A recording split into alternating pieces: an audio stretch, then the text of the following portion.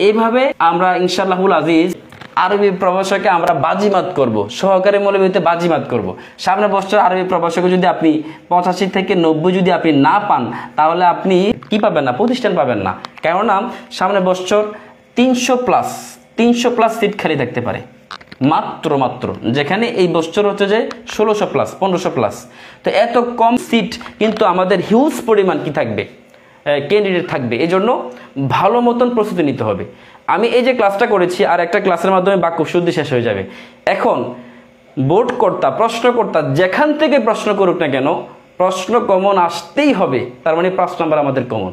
এই জন্য যারা এখনও বিভিন্ন হিমশিম খাচ্ছেন যে পড়াশোনা তো হবে না, আমার দ্বারা চাকরি হবে না, জাসা ক্যাম্পাস আপনাদের সাথে আছে, চাকরি আপনাদেরই হবে। আপনারা শুধু কোর্সে যুক্ত হয়ে যান ইনশাআল্লাহ। যেভাবে বাক্য শুদ্ধিটা শেষ করা হচ্ছে, এভাবে প্রত্যেকটা টপিক বাই টপিক শেষ করব।